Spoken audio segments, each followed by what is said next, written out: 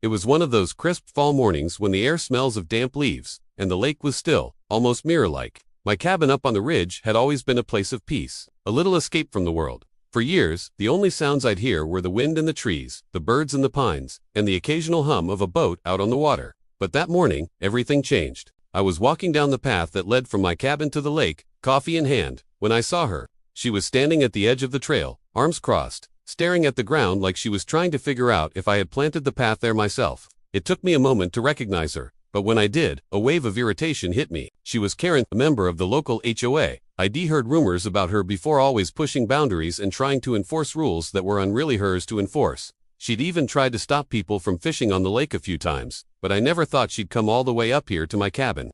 "Morning," I said, trying to keep things cordial. "Can I help you with something?" She didn't return the greeting. "I need to talk to you about this path," she said, her tone sharp and to the point. "It's not in compliance with our neighborhood guidelines. This is private property, and you've been using this path for years without permission." I stared at her, taken aback. "This path has been here since before I bought this cabin, and it's been used by me and my family for decades." She didn't budge. "Well, according to our records, this isn't part of your property, and that means you can't use it to access the lake. You need to remove it." I felt my heart rate rise. Who did she think she was? I've been coming up to this cabin since I was a kid. The path wasn't just part of the property, it was practically a tradition. It led down to the lake, where I could fish or sit and enjoy the view. There was no way I was going to just let her walk in and take that away from me. "I don't know what records you're looking at," I said, my voice steady but firm. "But I'm pretty sure this path is on my property, and I'm not going to remove it. It's been here longer than you've been in the neighborhood."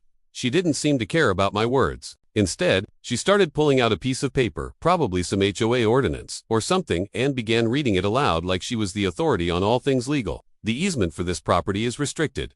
You have no right to this path. It's encroaching on my property, and I'm going to have it removed." I could feel my blood boiling. I'd been dealing with overzealous neighbors for years, but this was something else entirely. She didn't just want to change the rules. She wanted to erase something that had been part of my family for generations. The nerve of her. I knew I needed to do something before this escalated. "You can just decide what's on my property without checking the official maps," I said. "If you think this path is encroaching, you're mistaken."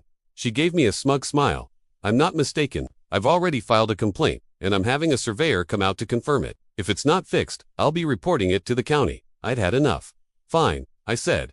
"You want to go that route? Go ahead, but I'll be checking the official county maps, and if I'm right, you'll be the one having to explain yourself." She didn't seem fazed.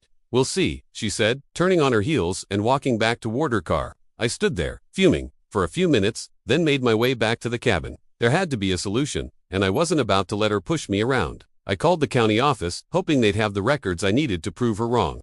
The next few days were a blur. I gathered every piece of information I could about my property, old survey maps, the deed to the cabin, even aerial photos that had been taken over the years. I wanted to make sure I was on solid ground when I confronted her again. I also made sure to talk to a couple of the old-timers in the area who had been around long enough to know how things used to be. They all confirmed that the path had been in place for decades, long before the HOA came into the picture. Finally, the day came when I could meet with someone from the county office. I drove down to the county seat, where they pulled up the most recent property maps. They looked at the boundaries of my land and then compared them to the path in question. I waited anxiously, hoping that the official records would back me up. The county employee smiled at me and said, "You were right. That path is within the boundaries of your property. There's no easement that would give anyone else the right to access it." I felt a wave of relief wash over me. The official county map had confirmed what I already knew. I wasn't in the wrong. I thanked the county clerk and made my way back home, ready to put an end to this.